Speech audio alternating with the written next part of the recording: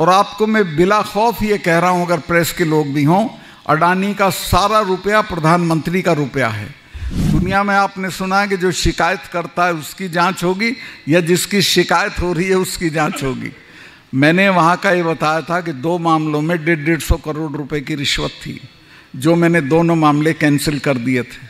उसमें मैंने नाम बताए, लेकिन सीबीआई इंक्वायरी करा के उनकी जांच नहीं हो रही है, उनसे पूछताछ नहीं हो रही है।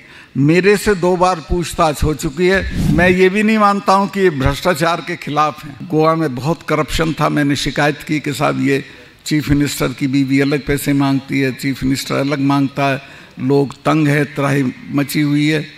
तो उसे हटाने के बजाय मुझे ही हटा के मेघालय भेज दिया। राजस्थान में सरकार की नस दबी हुई है। ये हमारा दुर्भाग्य है कि राजस्थान में हमारा इतना नंबर है, इतनी वोट हैं, इतने हमारे एमएलए चुन के आते हैं, लेकिन आज तक आपका आदमी सीएम नहीं बना। मैं आपको आश्वस्त करता हूं कि इस बार हम ये संघर्ष करेंगे कि आपका चीफ मिनिस्टर बने। जिनको सुनने के लिए अलवर जिला जाट समाज की जनचेतना और सम्मान समारोह में पूरे जिले के प्रदेश के गणमान्य जन विराजे हैं। धारा 370 हो, महिला पहलवानों का, हर किसान आंदोलन हो, उन सब में तो मैं निवेदन करूंगा, सत्य, न्याय, निष्ठा, ईमानदारी और निडरता की एक अद्भुत पहचान आदरणीय महामहिम श्री सत्यपाल मलिक साहब, जोरदार तालियों से अभिनंदन की। अध्यक्ष जी, चिल्लर साहब, भाई युद्धवीर जी, चौधरी रामवीर जी और मेरे साथ आए हुए पुष्पेंद्र भाई, इस जिले के तमाम सम्मानित नेतागण, जिले की तमाम किसान सरदारी, सबसे पहले मैं आप सबको प्रणाम करता हूं और आपको कहूँगा कि एक बार आप तेजा जी की जय बोलें। जय श्री तेजा जी महाराज जय। ये जो महिला खिलाड़ियों की लड़ाई है, ये एक ऐसी जगह पहुंची हुई है कि जहां ये तय होगा कि जालिम मजबूत होता है कि उसके खिलाफ लड़ने वाला मजबूत होता है। मुझे नहीं लगता कि सरकार कुछ ऐसा करने वाली है जिससे उनके आंसू पूछे। मैंने उनको ये सजेशन दिया है कि अगर तुम्हारी बात ना मानी जाए तो तुम हमें 3-4 सिर्फ मीटिंग राजस्थान में दे दो। मुझे चिल्लर साहब दोबारा आना पड़ेगा, उन बच्चियों का एक कार्यक्रम यहाँ कराना पड़ेगा, क्योंकि राजस्थान में सरकार की नस दबी हुई है। अगर राजस्थान में वो बच्चियाँ घूम गई, चूँकि मेरा बहुत घूमना होता है और मैं जानता हूँ कि जिस दिन वो घसीटी जा रही थी 28 तारीख को जनपद पे, उस वक्त राजस्थान के हजारों परिवार में खाना नहीं बना था। तो जब राजस्थान के लोग उनकी सभाओं में आएंगे, भीड़ दिखाई देगी, तो दिल्ली एक हफ्ते में ची बोल जाएगी और उनकी बात मानेगी। बस वो एक बार तैयार हो जाने के लिए, पहले तो उन्होंने मुझे, तेजाजी संस्थान के लोग गए थे जयपुर से, उनको तारीख दे दी थी, लेकिन फिर बीच में वो बातचीत में फंस गई। तो अगर तारीख दे दी और वो आई तो फिर एक बार आपको आना पड़ेगा अलवर के इस, मेरा तो ख्याल है उस वक्त चिल्लर जी खुले में आप सभा करिए, लोग आएंगे। लोग बहुत गुस्से में हैं उनके साथ, जो बेटियों के साथ अन्याय हो रहा है, और बहुत बहुत ज़बरदस्त रिएक्शन है लोगों में। सही बात तो ये है कि दिल्ली में जो सरकार आज है वो आपको मिटाने पे जुटी हुई है। उन्होंने एमएसपी नहीं लागू किया।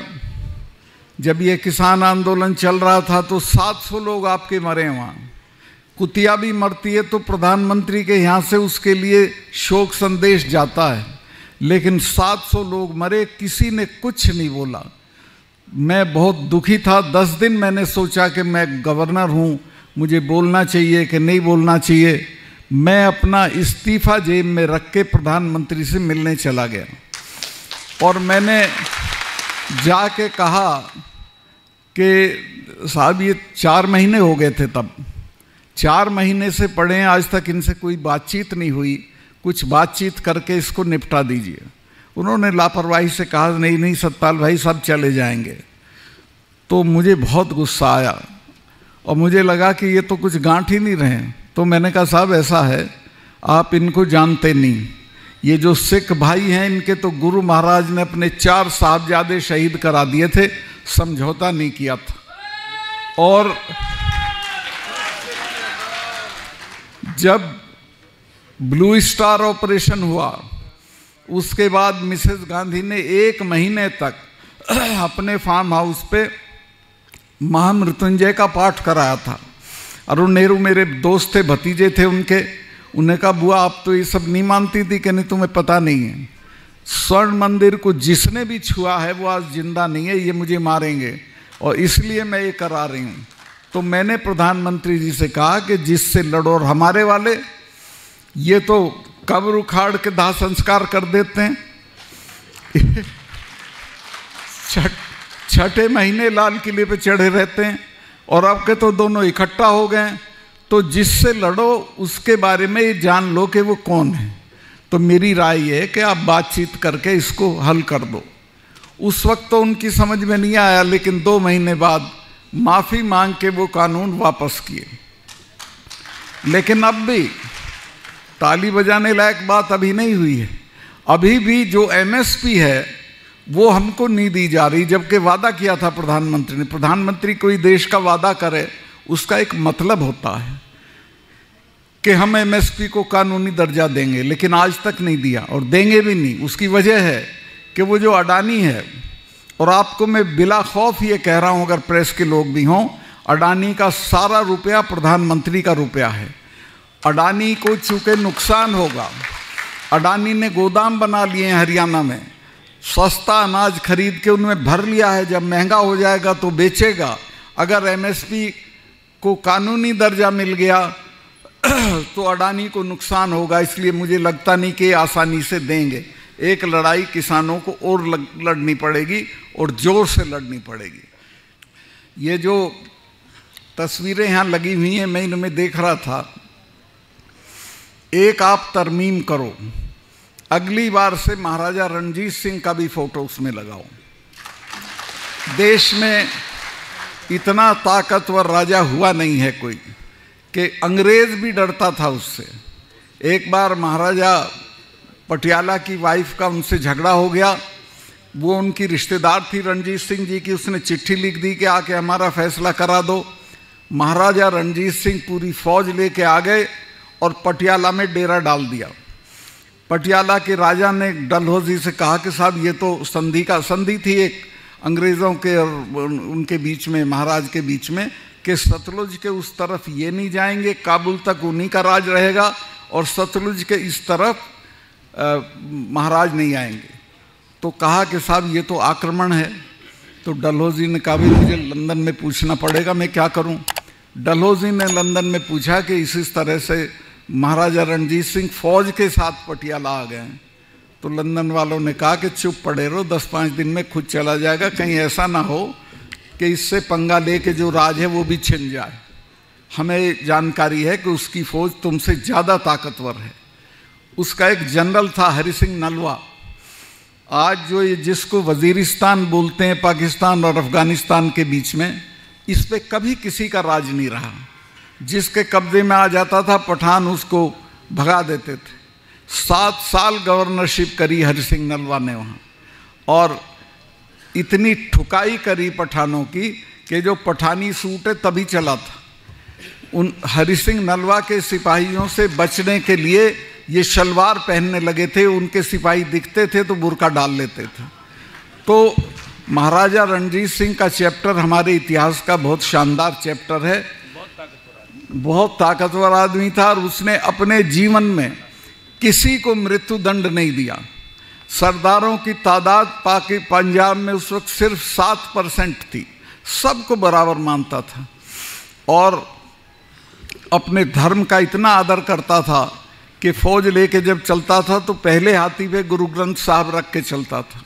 एक बार एक मुसलमान लड़की थी, उसको अपने घर ले आए तो अकाल तख्त ने उनको नोटिस भेजा। और अकाल तख्त के लोग डरे हुए थे कि पता नहीं आएगा कि नहीं आएगा। हाथ जोड़ के अकाल तख्त के सामने हाजिर हुआ और कहा कि मेरी गलती है, पर हो गई, अब तो माफ़ कर दो। तो अकाल तख्त ने उसको यही सज़ा दे के कि तू आ गया, यही काफ़ी है, छोड़ो, ख़त्म करते हैं। तो इस तरह का आदमी था। तो इसको भी अपने इतिहास में जोड़ो। दूसरे जो मैं असली बात कहना चाहता हूँ वो ये है कि आपकी खेती को ख़त्म करने का डिज़ाइन है, वो तो आप ये 4 कानून लागू हो जाते तो ख़त्म हो ही जाती, वो तो अब रुक गया है। फिर फौज में आप चले जाते थे तो ये अग्निवीर ले आए जिसमें सिर्फ 4 साल की नौकरी होगी, ना कोई पेंशन होगी, ना कुछ होगा, और बच्चा क्यों मरेगा 4 साल के लिए गोली खा के। इसके अलावा कर्मचारियों की जो पेंशन योजना थी वो ख़त्म कर दी है, उसको भी लागू कराना पड़ेगा। हम लोग ताकत में आए तो हम पुरानी पेंशन योजना लागू कर देंगे।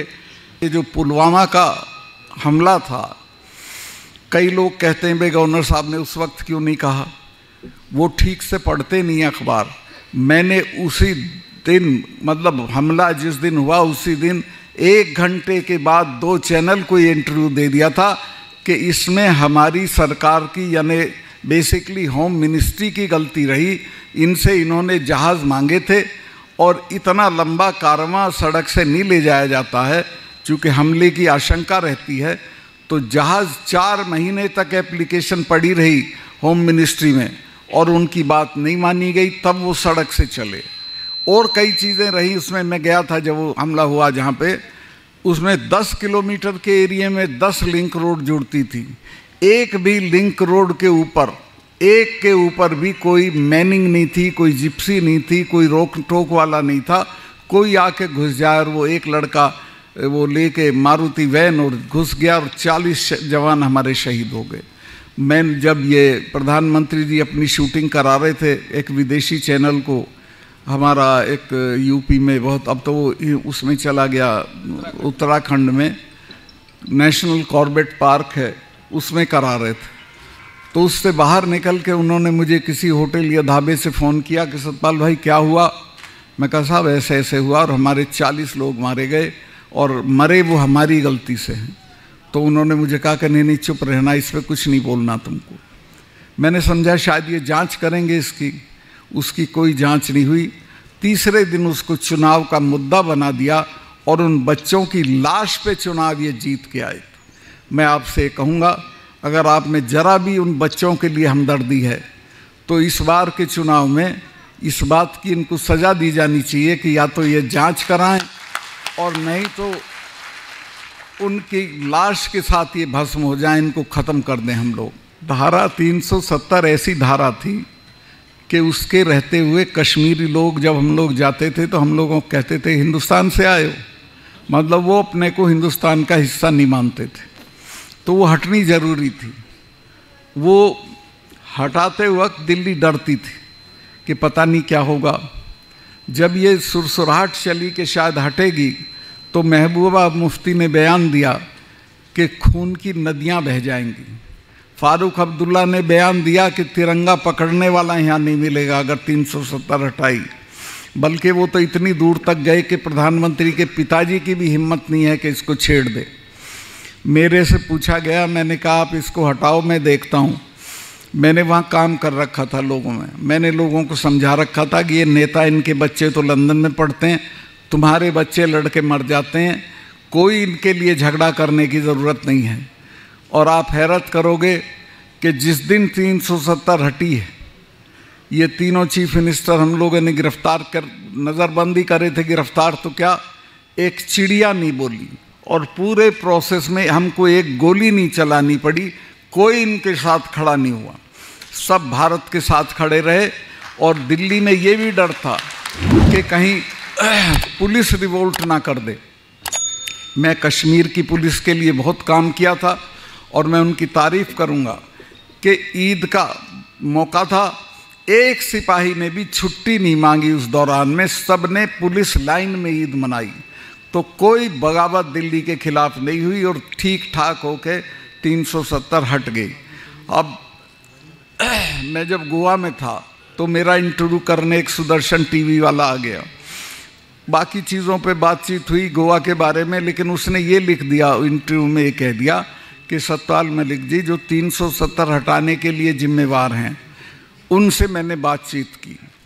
अगले ही दिन मुझे प्रधानमंत्री ने खुद फ़ोन उठा के करा, अरे भाई फिर बोल दिया आप कश्मीर के बारे में। मैं कहा साहब मैं तो नहीं बोला। कहने नहीं उसने ऐसे ऐसे बोला। मैं कहा बोल दिया होगा पर मैंने नहीं कहा ये कि मैंने हटाई। मैं तो यही कहूँगा आपने हटाई कि आज के बाद अगर कश्मीर पे कुछ बोलोगे तो मेरी तुम्हारी मुलाकात नहीं होगी। ये शब्द थे प्रधानमंत्री के। मैंने कहा मैं कौन मरा जा रहा हूँ साहब मुलाकात के लिए, लेकिन मैंने बोला नहीं। खैर वो बात आई गई हो गई, उनको एक रंजिश हो गई। वहाँ गोवा में बहुत करप्शन था। मैंने शिकायत की कि साहब ये चीफ मिनिस्टर की बीवी अलग पैसे मांगती है, चीफ मिनिस्टर अलग मांगता है, लोग तंग है, त्राही मची हुई है। तो उसे हटाने के बजाय मुझे ही हटा के मेघालय भेज दिया। मैं ये भी नहीं मानता हूँ कि ये भ्रष्टाचार के खिलाफ हैं। और अब जो ताज़ा है, जो आखिरी बात कह रहा हूँ, मैंने वहाँ का ये बताया था कि 2 मामलों में 150 करोड़ रुपए की रिश्वत थी, जो मैंने दोनों मामले कैंसिल कर दिए थे। उसमें मैंने नाम बताए, लेकिन सीबीआई इंक्वायरी करा के उनकी जांच नहीं हो रही है, उनसे पूछताछ नहीं हो रही है। मेरे से 2 बार पूछताछ हो चुकी है और मेरे स्टाफ के सारे लोगों के फ़ोन लेके चले गए। 2 दिन उनसे पूछताछ की जम्मू में। मतलब कुल मिला के दुनिया में आपने सुना है कि जो शिकायत करता है उसकी जांच होगी या जिसकी शिकायत हो रही है उसकी जांच होगी। और तलाश में ये थे कि मेरे यहाँ कुछ मिल जाए तो मुझे बंद कर दें, लेकिन मैं ये जो जाट चेतना है इसकी ताकत पे जिंदा हूँ। उनको ये पता है कि जिस दिन इसको हम गलत तरीके से, हाँ मेरे में कोई कमी हो मुझे उठा के बंद कर दें, लेकिन मैंने ज़िंदगी में कोई ऐसा काम नहीं किया कि मुझे आप बंद करें। और अगर इन्होंने छेड़ा तो 4 स्टेट में है हम। छिल्लर साहब आप जैसे नेताओं की सपोर्ट से 4 स्टेट में आग लग जाएगी, कुछ नहीं होगा। तो मैं आपसे, आप सबका बहुत आभारी हूँ। आपसे हमें ताकत मिलती है लड़ने की, आपसे हिम्मत और हौसला मिलता है। बहुत बहुत शुक्रिया आप लोग आए। और मैं फिर दोहराऊँ, महिला शिक्षा की बात कह रहे हैं, वैसे तो बहुत आपके यहाँ काफ़ी है महिला शिक्षा। और अभी जो हमारी लड़की RAS में आई हैं, इतना परिवर्तन हुआ है कि जो ठाकुर साहब उनके सामने हमारा दूल्हा घोड़ी पे नहीं बैठता था, वो भी हमारी RAS लड़की को देख के खड़ा हो जाता है हाथ जोड़ के और खम्मा गणी कहता है।